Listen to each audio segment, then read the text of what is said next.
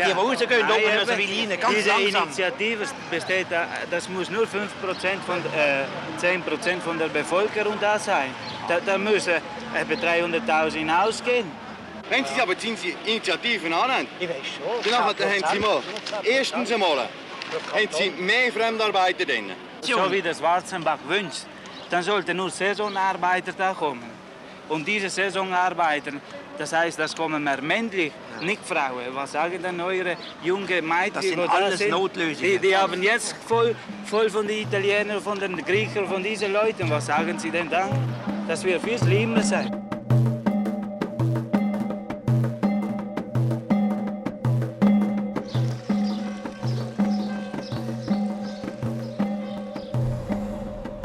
En 1970 et 1974, le peuple suisse doit voter par 2 fois sur les initiatives dites Schwarzenbach. Ces initiatives sont lancées par un député zurichois, James Schwarzenbach, contre la prétendue surpopulation étrangère. C'est une période de forte tension. Les débats se déchaînent. Les immigrés se sentent tout à coup attaqués, menacés.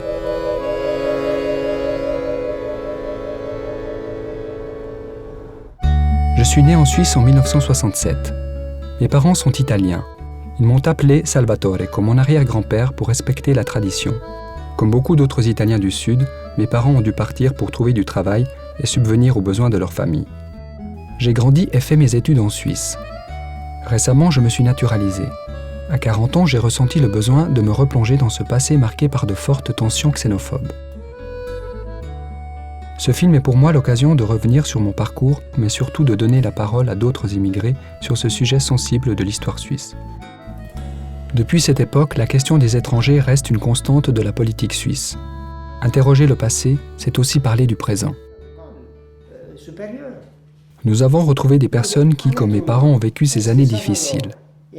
Nous avons retrouvé aussi des enfants d'immigrés qui, comme moi, ont grandi dans ce climat tendu, sont allés à l'école, ont essayé de se faire une place, à cheval entre 2 langues, entre 2 cultures. Je suis partie à Londres une année.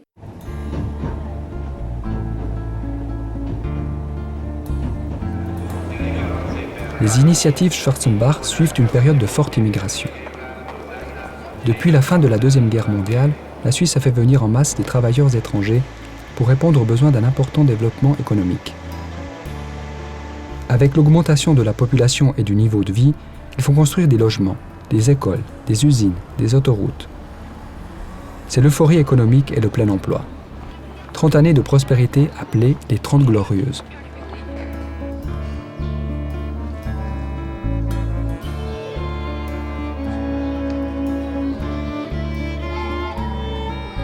En pleine reconstruction après la guerre, le sud de l'Europe ne bénéficie pas d'un développement aussi rapide. Disons, de Sicile, je suis parti parce que mon père, il travaillait tout seul et on était 4 enfants. Il y avait 2 filles et 2 garçons. Et ce n'est pas à cet âge-là qu'on pouvait aider la famille. Donc il n'a pas voulu que j'aille avec lui à faire le travail qu'il lui faisait. Il travaillait à la campagne, il était agriculteur. Mais tout seul, pour donner à manger à 6 personnes avec lui, ça venait un peu compliqué. En Catalogne, donc fils de paysan, j'étais le fils, le cadet. Et là, il y a une habitude que c'est toujours les fils aînés qui gardent la maison des ancêtres. Et moi, je suis allé à Barcelone, j'ai travaillé dans un petit magasin. Et après, ça nous a piqué l'idée de la Suisse, pourquoi pas? On allait souvent au cinéma et on voyait la vie qu'il faisait aux États-Unis, en Italie du Nord, où il y avait l'industrie. Donc ça faisait rêver.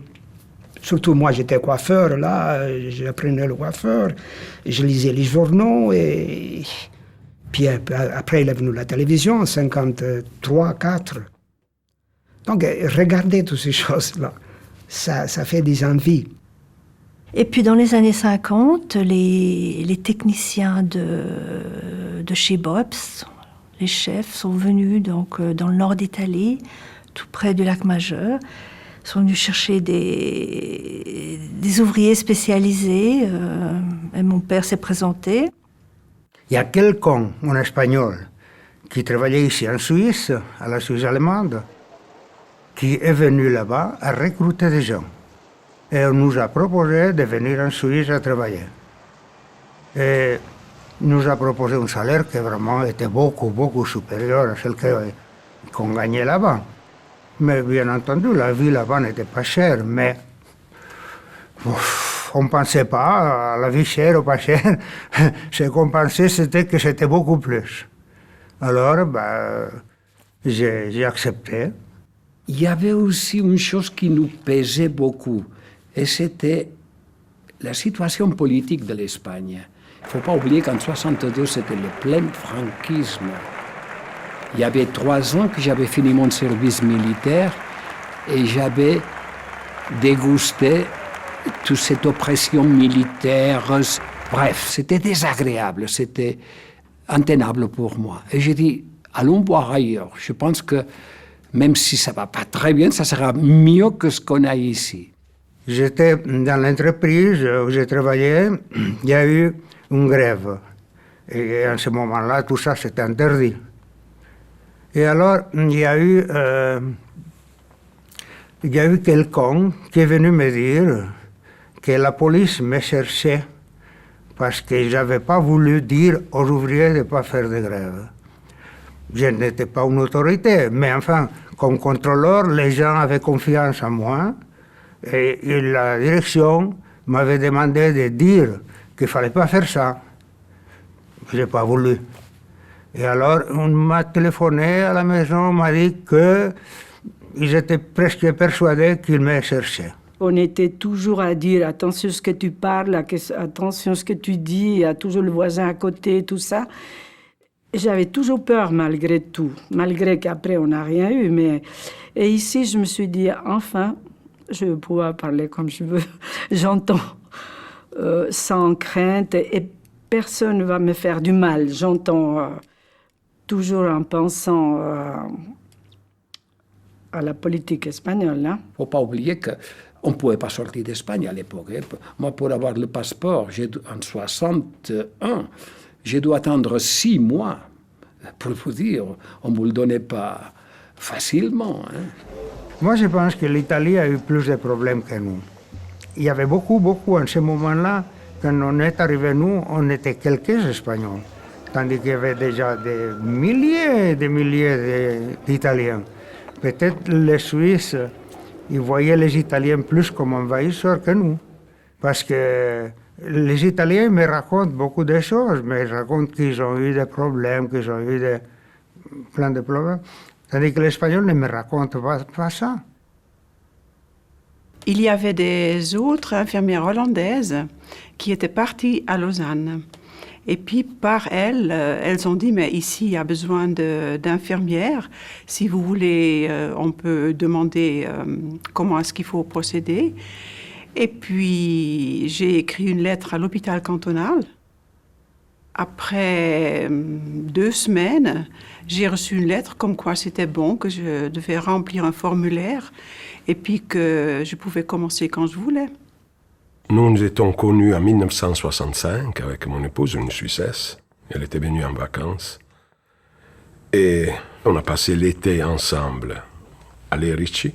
Mais malheureusement, l'automne, il n'y a plus de soleil. Et elle se sentait mal, elle avait la nostalgie du pays. Et puis surtout, ce qu'elle a appuyé à rentrer, c'était le fait qu'elle était blonde, elle était grande, et elle ne pouvait pas se permettre d'aller boire un café toute seule, car elle était accostée, elle était dérangée. Et ça devenait impossible pour elle.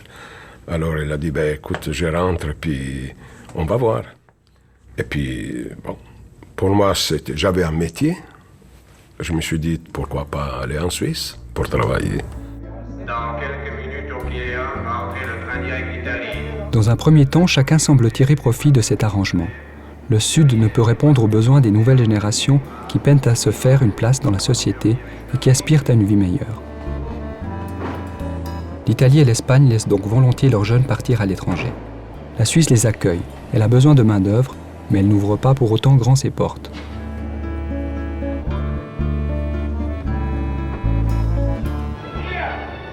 Vous avez voyagé toute la nuit? Oui, justement. Je suis parti de l'Italie à 2 heures de l'après-midi. Oui. puis je suis arrivé ici ce matin. Et maintenant, vous devez attendre jusqu'à ce que la visite médicale soit terminée. Justement, j'ai fini la visite médicale, j'attends sur le passeport. Je partirai à 12h51 d'ici. Alors, on ne vous donne votre passeport que quand le résultat de la visite médicale est connu. Oui, justement. C'est ça. Oui. Vous n'avez pas d'inquiétude? Non, rien. C'est ça. Je crois, non. On redoute que ces populations venant de régions pauvres apportent avec elles des maladies, notamment la tuberculose que l'on avait éradiquée en Suisse. Pour éviter toute contamination, on fait passer aux personnes migrantes une visite sanitaire à la frontière. Mes parents ont aussi vécu l'angoisse d'être repoussés lors de cette visite médicale qui, tout en préservant le pays d'éventuelles épidémies, triait les étrangers pour n'en garder que les plus aptes au travail. Le choc que j'ai ressenti un peu, c'était en arrivant à Brigue, la fameuse visite médicale, tous alignés là-devant, torse nu, passer devant les rayons pour voir si les poumons étaient en bon état ou en mauvais état. Ça, c'était un peu le choc qui nous a tous un peu surpris. Il nous faisait comprendre que la Suisse, c'était plus civilisé que nous, les Italiens. Ça fait mal. On se sent humilié. On le fait parce que c'est la règle. Moi, je venais dans la discipline, il faut le faire. Mais après, on apprend que c'est seulement aux Italiens qu'on fait ça. Pourquoi on ne le fait pas aux autres? Et qu'est-ce qu'on est des pestiférés?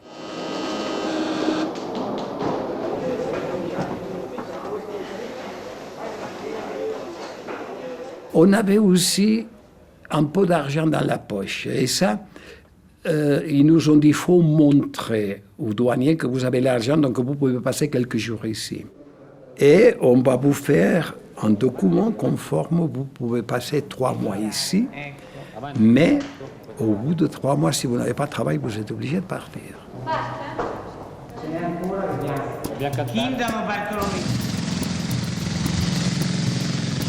La Suisse a besoin de beaucoup de main-d'œuvre, mais redoute en même temps la surpopulation étrangère.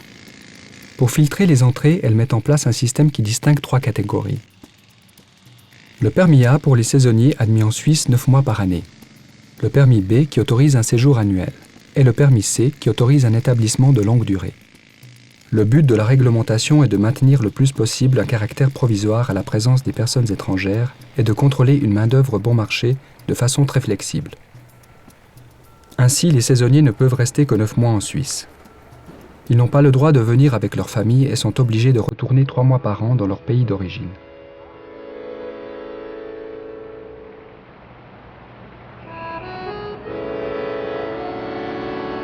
Mes parents ont vécu ce long parcours. Ils ont attendu 5 ans avant d'obtenir le permis B, puis 5 ans encore pour recevoir le permis C. Les saisonniers, c'était souvent des gens qui travaillaient dans la construction. Et tandis que ceux qui avaient un permis à l'année, c'était la plupart des gens qui travaillaient dans les entreprises, des machines, entreprises textiles, entreprises comme ça. Et là, ils avaient besoin de nous. La preuve qu'on pouvait changer de travail du jour au lendemain. Ma femme, au bout de 15 jours, elle a trouvé un travail de couturière. Elle avait un diplôme d'ailleurs, mais un diplôme espagnol. Ici, je crois qu'il n'avait pas beaucoup de valeur. Et moi, j'ai commencé à travailler comme aide magasinier à une maison exportatrice de fruits et légumes, comme tout ça, en pleine ville. C'était déjà suffisant. On a eu au bout d'un mois peut-être déjà le permis de travail, donc on était déjà sûr qu'on pouvait rester ici.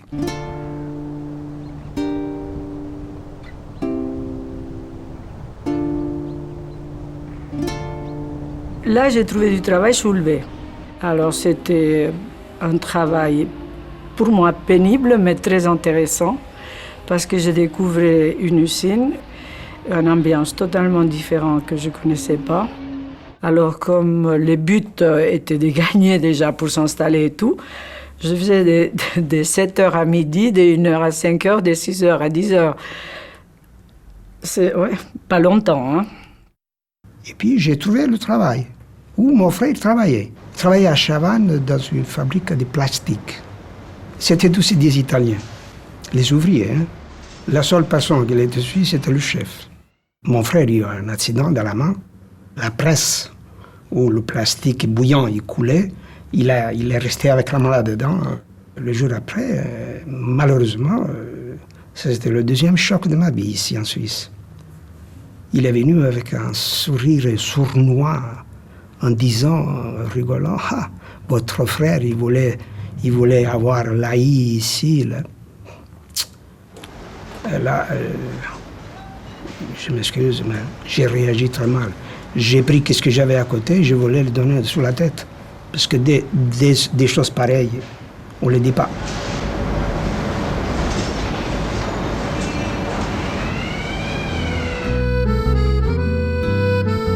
J'ai épousé un Italien du Sud, un Calabrais. Je l'ai rencontré chez nous à la maison parce qu'on avait une vieille ferme et puis on louait des chambres pour des saisonniers, pour une vie un peu plus agréable. Et puis ma mère me disait, écoute, alors il ne faudra pas étonner, j'ai quand même loué, j'ai préparé 3 lits pour 3 Italiens, mais tu verras, ils sont très polis, c'est vraiment des garçons formidables. Vers 5h30, c'est l'aîné qui rentre, viens voir. Et puis elle m'a fait venir, on avait ces magnifiques géraniums assez grands. Voilà, maintenant ça c'est l'aîné qui est arrivé à vélo, c'était justement, il m'a drôlement bien plu. Une fois arrivés en Suisse, il faut trouver à se loger. Les immigrés habitent rarement les maisons qu'ils sont venus construire. Le logement est l'une des principales difficultés. Il faut souvent se rabattre sur des habitations sans confort, à la limite de la salubrité, ou louer des chambres chez l'habitant. Je me souviens qu'on allait chercher avec des copains dans les gérances, et puis ils demandaient « Vous venez d'où ?»« Sicile. »« Merci, il n'y a pas, il n'y a rien. » Ça vous disait « Je viens de Milan. » Peut-être là, on commence à discuter.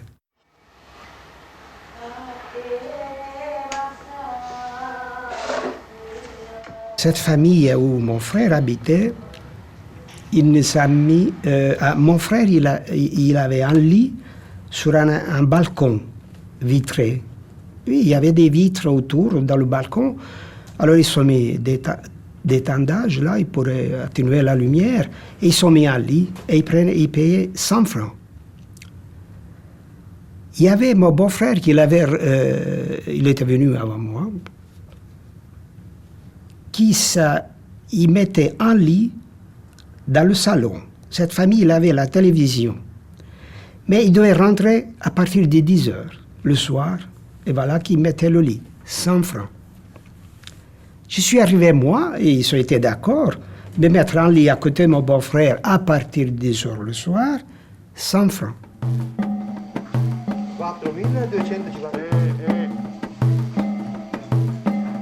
Le cas des saisonniers est particulier. Ils ne peuvent pas contracter de bail. Les entreprises les logent alors dans des baraquements. Les Suisses connaissent bien ces cahutes qu'ils voient posées en bordure des autoroutes ou perdues au milieu de la campagne. Mais ce n'est pas gratuit. La location et les charges sont lourdes en comparaison des maigres salaires.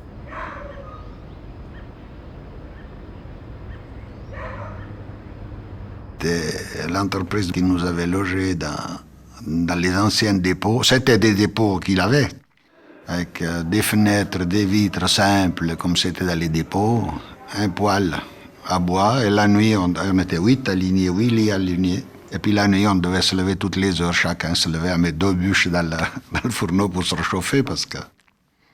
Aussi pour faire à manger, c'était pas une cuisine, c'était dans le corridor qu'ils avaient installé des cuisinières.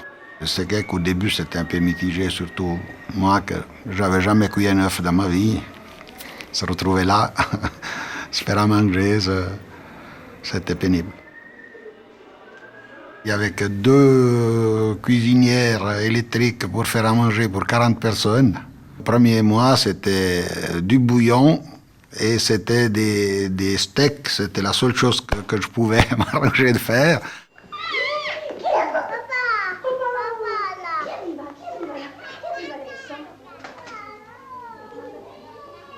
Je sais que ma femme pouvait rentrer parce qu'elle avait du travail. J'avais trouvé du travail.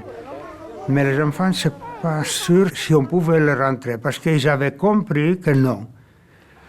Mais comme j'étais petit, elle est venue avec les enfants et on les a passés. Et les guichets étaient à une hauteur, je ne sais pas moi, d'un mètre 20 ou mètre 30 d'auteur.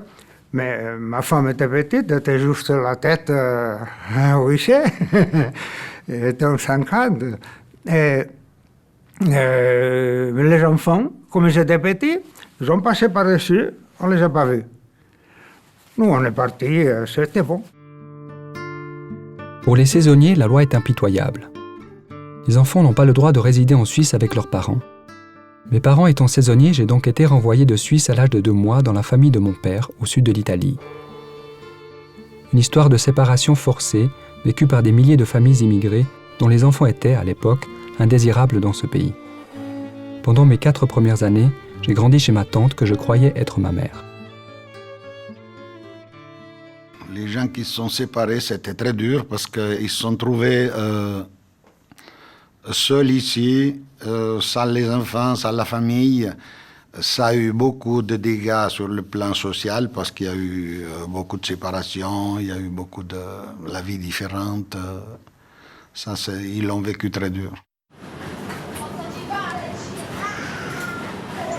Les immigrés viennent souvent avec un projet de retour au pays. Ils économisent ainsi dans le but de rentrer le plus rapidement possible chez eux avec un petit pécule grâce auquel ils espèrent mener une vie meilleure. D'autres décident de s'installer, mais cela coûte cher. Par solidarité, ils envoient aussi de l'argent à leurs familles restées au pays. De fait, ils passent souvent pour des gens âpres au gain et avares à la dépense. Globalement, c'était une bonne affaire pour celui qui voulait faire beaucoup de sacrifices. Celui qui voulait faire beaucoup de sacrifices disait je pars 2 ans, 3 ans, je fais des sacrifices. Il y en a qui ne mangeaient même pas ou mangeaient mal. Il y en a qui buvaient que de l'eau parce que même ceux qui étaient habitués à boire un verre de vin, ils ne buvaient pas parce que le vin c'était trop cher. Alors ces gens-là, ils pouvaient renvoyer à la maison le 60 ou 70% de leur salaire. On ne voulait pas dépenser beaucoup d'argent, on devait acheter des meubles, on devait acheter des choses, on devait économiser. Et nous, la première fois qu'on a été au restaurant, toute la famille, c'était en 1970, mais en janvier, parce que ma maman a eu 70 ans, et pour finir, la famille, elle devenait trop grande pour venir chez moi faire son anniversaire. Et j'ai dit, on va au restaurant, et chaque famille paye sa part, parce qu'on n'était pas assez payé. Et c'est la première fois qu'on a été au restaurant.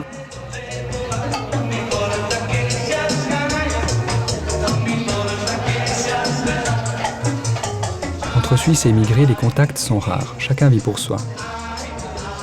Sur le lieu de travail, il y a peu d'échanges. Les Suisses occupent les postes de chef, mais il reste les sorties, en soirée ou le week-end. Les immigrés sont jeunes, ils veulent s'amuser, danser, flirter, on se bagarre aussi. La population s'inquiète de tous ces travailleurs étrangers et célibataires qui séduisent les jeunes filles. C'est un groupe de jeunes célibataires au début, qu'on allait beaucoup au cinéma, on allait nager. La chasse, ça veut dire la chasse aux filles. On rêvait, c'était l'âge, c'est clair. On faisait les yeux doux, ce n'est pas qu'on attaquait, on n'a jamais posé la main sur quelqu'un. Les Suisses, ils avaient raison pour certaines choses. Mais nous, on avait aussi, on n'avait pas tort non plus. Parce qu'on fait rentrer toute cette jeunesse, cette masse de jeunes, et qui après, on leur refuse le droit de regarder les filles, je pense que ça va finir mal. Il y avait la morale chrétienne. En Italie, c'était caché. En Suisse, il y avait une liberté. La liberté de faire un peu ce qu'on voulait. Une femme, elle était libre, elle pouvait faire. Elle se permettait aussi de dire qu'est-ce qu'elle aimait. Elle aimait le chocolat, elle aimait le chocolat. Elle aimait l'italien, elle le disait. Ça, oui. Alors, il y avait une forme de jalousie de ce côté-là. La première copine suisse, c'était une Josine. Ça, je me rappelle toujours parce que c'était la première copine que j'ai eue. Et puis à travers elle, après, on a connu d'autres gens, d'autres amis. Et surtout qu'elle elle me donnait des cours de français. Elle me corrigeait chaque fois que je faisais des fautes en français. Mais j'ai eu de très bons rapports. Après, j'ai connu ses parents. On a eu de bons rapports avec les parents aussi. Ça a duré 2-3 ans, les 2-3 premières années que j'étais là. Au mois de juin prochain, je crois que personne ne l'ignore, aura lieu la votation sur l'initiative Schwarzenbach. De quoi s'agit-il exactement? Eh bien, sur environ 6 millions d'habitants, notre pays compte 1 million d'étrangers. Les promoteurs de l'initiative demandent de réduire à 10% le nombre de ces travailleurs étrangers, ce qui revient à dire qu'il faudrait à peu près en renvoyer la moitié. Bien sûr, nous autres femmes, nous n'avons pas encore le droit de vote sur le plan fédéral, mais ceci ne nous empêche pas de prendre conscience de ce problème qui est un problème en fait très grave. Les premiers mouvements d'opposition aux étrangers sont apparus au début des années 1960, en réaction aux accords d'immigration passés avec l'Italie et l'Espagne. Les syndicats se prononcent aussi pour un plafonnement des entrées de peur de la concurrence.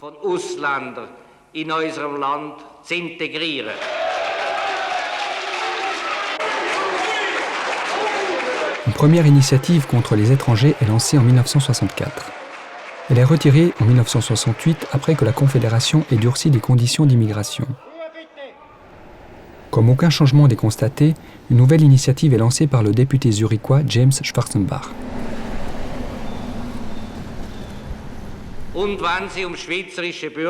Schwarzenbach est issu de la haute bourgeoisie. Major dans l'armée, c'est aussi un intellectuel, un universitaire qui écrit des livres sur la poésie.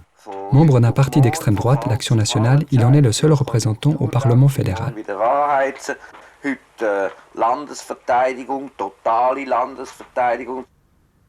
J'ai commencé en 1966 à faire le taxi à Lausanne. J'ai été un des premiers Espagnols étrangers qu'il y avait. Et on n'était pas très bien vus, je dirais. Il y a parfois... Et justement, c'est là que ça commence. Donc l'histoire de Schwarzenbach, alors là, ça dégradait un peu le contact. Mais c'était quelque chose qui mettait une méfiance envers tout le monde. Moi, j'étais très bien avec tous les collègues et tout, et du coup, j'ai douté.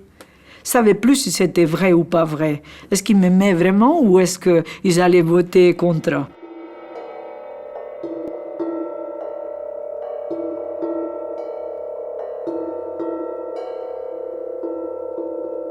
On voyait bien qu'ils étaient contre nous, quoi. Ils ne le cachaient pas.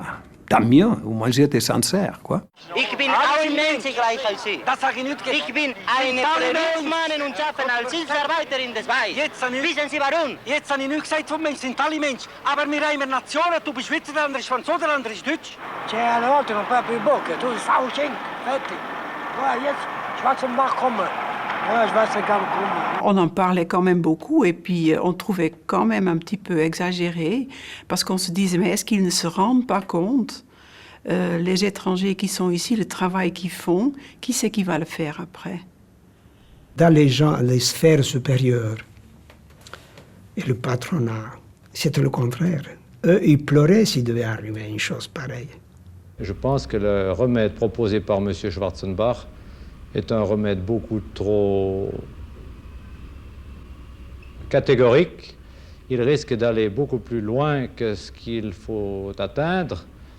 Ça provoquera des graves difficultés économiques, surtout pour les industries qui veulent et qui doivent se développer pour rester concurrentielles.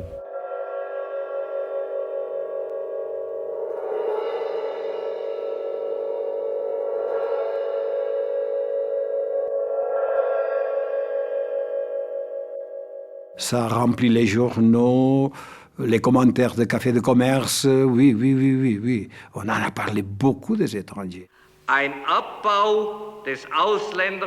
Une réduction du contingent des étrangers à 500 000 d'ici la fin de 1972 serait réalisable. Elle représente le minimum indispensable pour freiner la surpopulation étrangère. Was getan werden müsse, wenn mit der Überfremdung Schluss gemacht werden solle. Nun, meine Damen und Herren, warum... Mesdames et messieurs, pourquoi n'a-t-on pas atteint ce chiffre?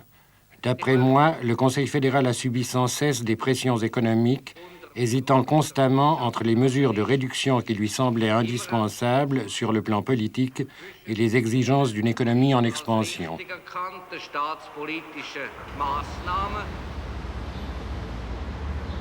Les Suisses, pour eux, c'était seulement une votation de plus.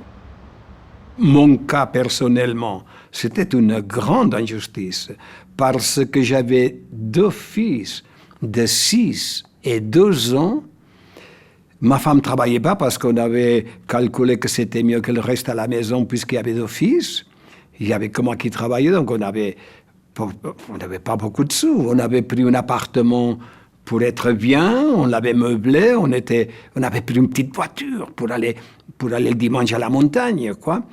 Et tout d'un coup, que tout ça vous tombe dessous, vous devez réduire à 0 et vous devez repartir, pour moi, ça aurait été très dur. Très, très dur. Hein? Ben, c'est clair qu'à table, on écoutait les conversations, c'était pas drôle. Hein? Moi, je pleurais parce que je voulais pas retourner au pays. J'étais étranger là-bas, j'étais étranger ici. On était étrangers partout, quoi. C'est dramatique. La maîtresse d'école de mon fils, c'était l'école enfantine, puisqu'elle avait 6 ans à l'époque.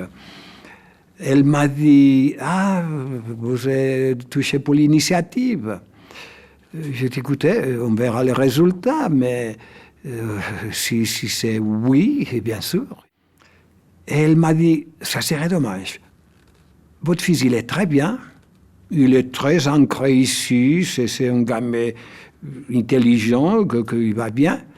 Et si vous devez partir, pour lui, ça représenterait un choc tellement fort, l'équivalent à un divorce du couple. Ah ben, moi j'ai trouvé l'ambiance, alors elle avait changé du blanc au noir, dans ce sens qu'avant, on commençait à être habitué. Les étrangers, au fond, on était côte à côte, on travaillait avec, et puis on ne faisait même plus attention. Et dès que cette décision a été prise, alors partout, tout de suite, voilà, les étrangers, ils nous prennent la place de parc, ils nous prennent la place au magasin, au bus.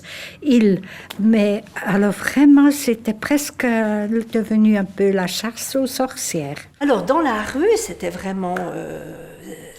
C'était la bagarre, parce que d'un côté, il y avait les mots en cachette qui se disaient par les étrangers contre le système suisse, et puis les Suisses aussi. Les sentiments qu'on n'est plus chez soi. Moi, je suis fermement contre. J'ai dit, ils peuvent tous partir. Ils prennent davantage que nous, on la paye. Ces messieurs-là, n'est-ce pas, parce qu'ils viennent d'étrangers, sont payés. Et vous pas? Et nous, on est moins payés qu'eux, puis c'est tout. Vous voyez déjà, à l'heure actuelle, les Italiens ou autres naturalisés de fraîche date n'ont absolument pas la même mentalité que nous. Et ils feront absolument la masse. C'est eux qui nous commanderont et non pas nous qui les commanderons. À l'extérieur, parfois, on était insultés. On nous disait des choses à l'étranger, des petites choses. Mais moi, je sortais au travail, je partais chez moi. Si on avait quelqu'un qui, en chemin, me disait quelque chose, j'oubliais complètement, je ne faisais pas attention. Mais vous vous rendez compte on attendait des mots. Vous avez assez à profiter. Mais je ne comprends pas ça, moi. Et il m'a commencé à parler de Schwarzenbach. Et je lui ai dit que j'étais suisse. Et il m'a dit, vous êtes de Neuchâtel? J'ai dit, oui, je suis de Neuchâtel. Je pense, puisqu'il me dit que je dois avoir peut-être quelque chose de Neuchâtel. Et il a commencé à me dévaler, bon, tout contre les étrangers. Mais je n'ai pas osé lui écraser son monument d'insulte en lui disant, donc voyez, je suis espagnol. Et je vous dis la pureté, grossièreté, mais je ne l'ai pas fait, non. Je l'ai laissé partir tranquille avec sa fierté d'avoir se défoulé avec un Neuchâtelois. Wie kommen Sie dazu, die Sache vom Herrn Schwarzenbach zu unterstützen? Das ist notwendig. Wieso? Weil wir aber überfremdet sind. Das ist einfach zu viel. Wie gefällt es Ihnen in der Schweiz? Ganz gut. Ich bin zufrieden mit der Schweiz, aber die Schweiz mit mir, ich weiß nicht, was es gibt. Wieso? Was ist los? Ja, wissen Sie, der Ausländer ist immer ein Ausländer da, oder? Je suis arrivé justement chez Bob, moi, l'année d'après. Alors il me racontait, parce qu'il c'était là encore, hein, il me racontait qu'ils sont cotisés, les Suisses, les ouvriers, une bonne partie, pour justement aider ce mouvement à se développer, dehors les étrangers, de tenir l'initiative. Donc ils l'ont vécu très très mal.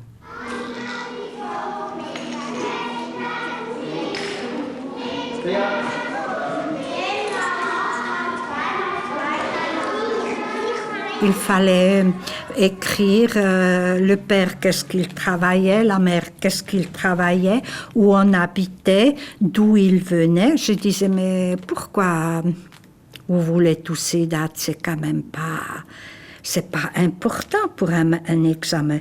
Et ça, moi, je ne suis encore aujourd'hui, je suis encore convaincue, ça avait quelque chose à faire pour la sélection, pour le collège, comme ça. Parce qu'ils avaient toujours des très bons, des moyens vite et demi, qui étaient tout à fait aptes pour aller au collège. Et puis ils ont loupé tous les 4. Dans la classe, on a demandé, donc la prof d'école enfantine a demandé qui est suisse dans la classe, et moi j'ai levé la main avec tout le monde, parce que pour moi, à 5 ans et demi ou 6 ans, quand on parlait de nationalité, j'avais aucune idée, et donc j'ai levé la main avec les autres. Puis là, elle m'a dit non, toi tu n'es pas suisse, elle m'a bien fait ce fameux geste de la main, comme si on te mettait de côté, comme ça. Toi tu fais pas partie de l'équipe. Je crois que j'étais la seule étrangère. Donc on m'avait mis au fond de la classe, on ne s'occupait pas de moi, on me donnait des punitions, je ne savais pas pourquoi. Et puis à la fin de l'année, c'était non promu, j'ai pas passé l'année.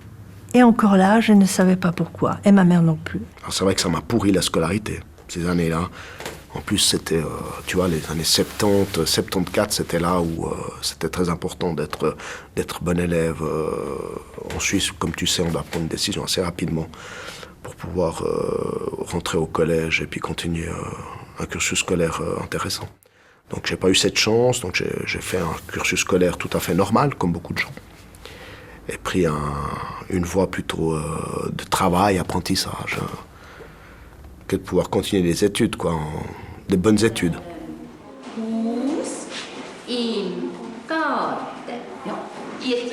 Et puis des fois, les garçons, c'était la bagarre. Et ça partait de tous les côtés. Si tu répondais, si tu défendais, c'était fini, t'étais la bête noire. Je me souviens, mais combien de fois mon père et ma mère ont dû venir en classe parce que je rentrais, on m'avait rossé, ou c'était une bagarre permanente sur le chemin de l'école ou dans la cour. Parmi les collègues, on avait une fois prévu, à 3 heures l'après-midi, que tous les étrangers sortent de l'hôpital et se mettent sur la place devant l'hôpital cantonal. On avait commencé à organiser un petit peu ça avec un petit groupe. Et puis quand les responsables ils ont commencé à entendre ça, ils nous ont interdit, ils nous ont dit « Vous ne devez pas faire ça, vous n'avez pas le droit de faire ça, autrement vous risquez d'être renvoyés. » Il y a une manifestation en ville de Lausanne qu'elle a passé Saint-François, le Grand Pont, on a monté vers la Riponne, et moi j'y suis allé. J'ai travaillé, puisque c'était dans mes horaires de taxi, mais j'ai arrêté le taxi dans un coin et je me suis joint à la manifestation. Il y avait beaucoup de monde. Les associations nationales, les missions catholiques, les colonies libres italiennes, tout ça, on a pris position, on a fait des réunions, on a discuté, on en parlait, on nous encourageait d'en parler sur les chantiers. Compagni dai campi e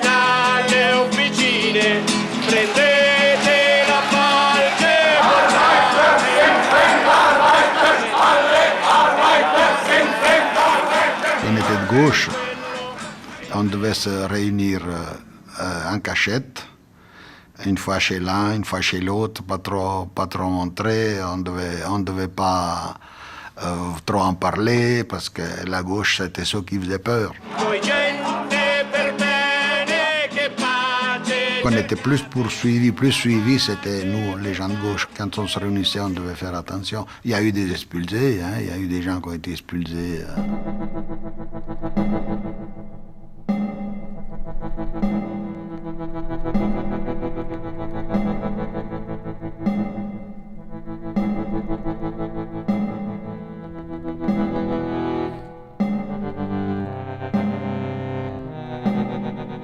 C'était un dimanche.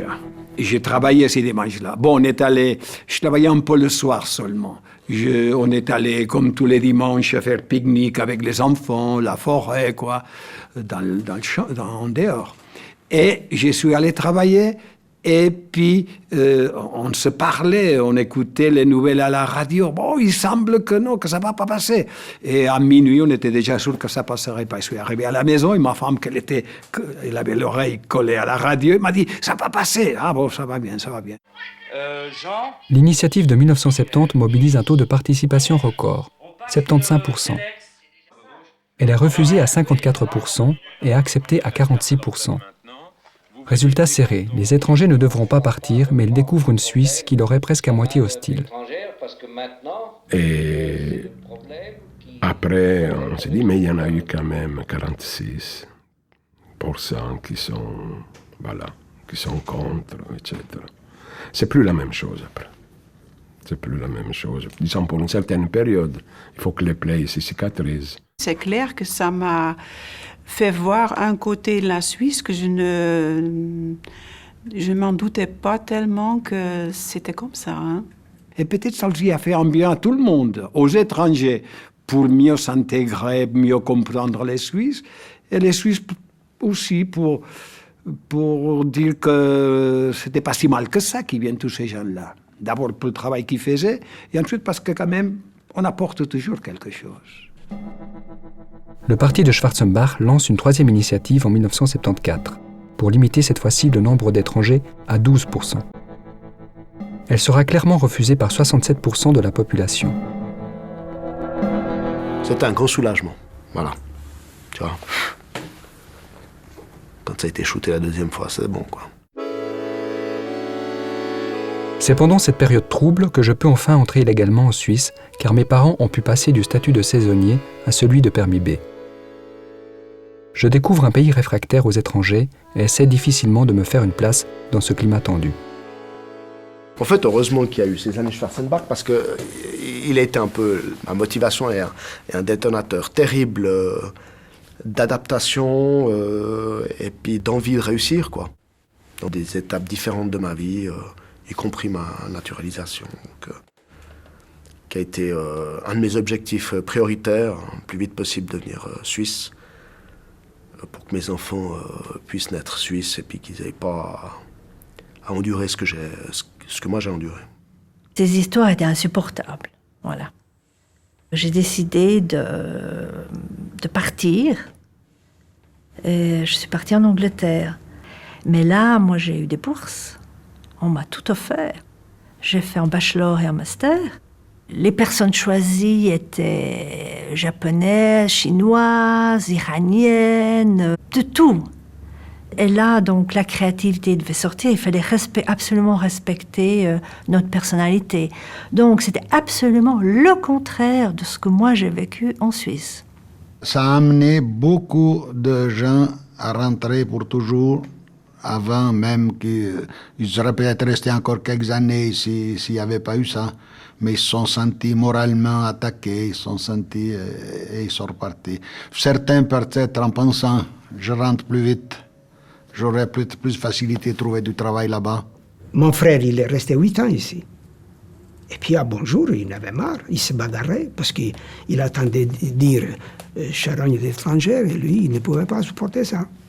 Alors il a dit, moi, je ne reste plus ici. Et il est parti en Italie. Roma e Reggio di Calabria, partenza alle 18:42 dal binario 3. Preghiamo ai viaggiatori di aspettare il binario 3. Cette période coïncide avec la crise pétrolière de 1974.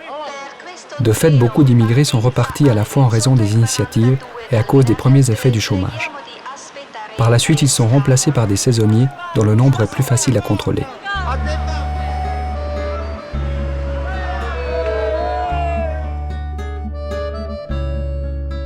Comme Salvatore Cali et Pierangela Saccellini, les années Schwarzenbach ont ébranlé mon parcours scolaire. Pour la plupart d'entre nous, cela a été le moteur d'une revanche sociale, mais aussi une cicatrice douloureuse qu'on porte en soi des années après. Cela a longtemps freiné l'envie de me naturaliser. Je m'y suis résolu après avoir dépassé ce sentiment d'amour-propre qui estime que la nationalité revient de droit et n'a pas à être réclamée pour une personne qui est née et qui a toujours vécu dans ce pays. Pour cette raison ou d'autres, certains ne font jamais le pas de se naturaliser. Au début de notre mariage, on avait quand même demandé une fois comment ça se passait et puis ce qu'il fallait faire et tout ça.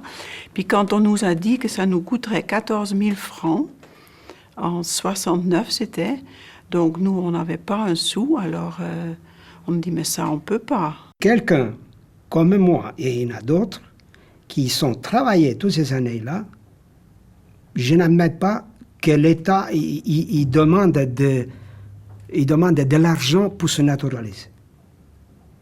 Parce que j'ai payé les impôts, j'ai travaillé 42 ans et demi de travail ici en Suisse. Alors, le passeport, s'il me l'aurait... Et je l'ai dit ça, quand mon fils s'est fait suisse, je le dis à tout le monde, appris. Aux Antilles, il y a 11 personnes. Je dis, c'est vous m'aurez dit, M. Taraka, est-ce que vous voulez devenir suisse? Moi, j'aurais accepté avec plaisir.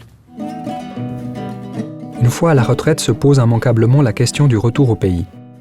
Mais ce retour n'est pas facile. Les gens ont changé, le pays d'origine a changé. Alors qu'on a fait toute sa vie comme étranger en Suisse, on se retrouve à nouveau étranger dans son propre pays. Cette situation pose la question de l'identité du migrant. Au fond, quel est mon véritable pays? Nous avons pensé, ma femme et moi, de partir plusieurs fois, mais on ne s'est jamais décidé à cause des enfants. Je voyais que mes enfants, ils avaient fini les études, ils avaient déjà pour gagner sa vie. Alors nous, on s'est dit, on ira de nouveau dans notre village, parce qu'on a la chance que ma femme et moi, on est les deux du même village. Mais une fois là-bas, moi, j'aurais presque resté, mais ma femme, non. Et il y a un moment que elle m'a dit, écoute, fais ce que tu veux, mais moi, je retourne en Suisse. Les retraités qui ont construit une maison et qui rentrent, parce que quand on a une belle maison, c'est quand même bête, et ils peuvent vivre mieux s'ils ne payent pas le loyer que de rester ici. Et ils rentrent, mais le problème, c'est que les enfants, les petits-enfants, ils restent. Donc, ils se retrouvent comme quand ils avaient 25 ans. De nouveau, quand ils sont venus ici, ils étaient jeunes, ils laissaient le père et la mère, ils pleuraient, mes parents, hein, et maintenant, ils rentrent et ils pleurent, les enfants, les petits-enfants qui sont là. Ça, c'est un problème, l'immigration. C'est pas question d'un bout de papier, d'un passeport, tout ça. C'est question là-dedans. Au début, on n'a pas le temps de s'intégrer, ni avec les voisins, ni avec les présidents, ni avec les problèmes suisses. Notre problème, c'est de travailler, de s'en sortir, de s'installer, comme il disait monsieur. Il faut quand même 4 ou 5 ans, tout à coup, vous vous dites maintenant, je suis là. Alors maintenant, on va voir la situation et tout ça, et on s'installe. Mais il faut aussi faire le premier pas, hein? Parce que c'est souvent eux, en Suisse, ils disaient, où on ne veut pas tellement déranger. On ne sait pas si on ose déranger. Je pose la question à tout le monde, si vous jugez utile peut-être de dire dans quelle mesure finalement ces années Schwarzenbach ont ou auraient influencé votre manière de communiquer avec votre famille et vos enfants. Je leur dis toujours, arrête de dire que tu es italien, tu es né suisse, tu es suisse. Puis, je sais pas pourquoi, alors que je leur parle jamais de l'Italie, ils s'entêtent avec cette Italie, les gars. Et le plus grand, c'est le pire. Ils s'entêtent à dire qu'il est italien. Je dis non. Je dis, t'as jamais foutu les pieds là-bas, pas en vacances. Tu n'es pas italien, t'es né là, t'es suisse. Et ils m'énervent, parce que moi, j'ai fait tout un travail, tout un truc pour lui rabâcher le boulot, pour pas qu'il ait à souffrir, tu comprends? Pour pas qu'il ait à être emmerdé. Et il s'entête à dire qu'il est italien. Il me rend fou. Il me rend fou. Les années Schwarzenbach ont été une période noire, mais elles ont ouvert le débat sur la place des étrangers en Suisse. Depuis, on a pris conscience de l'absence d'une réelle politique d'intégration. Des organisations, des associations se sont mises en place pour défendre les droits des étrangers. Toutes les personnes interviewées dans ce film sont des exemples d'intégration. Mais elles n'ont pas oublié. Elles gardent un souvenir vif des années Schwarzenbach, qui les ont marquées profondément. Les initiatives n'ont pas passé, mais elles n'ont pas pour autant mis fin à la question de l'acceptation des immigrés. Au contraire, les votations sur le sujet se sont depuis lors multipliées et les attaques contre les étrangers font plus que jamais partie de l'actualité.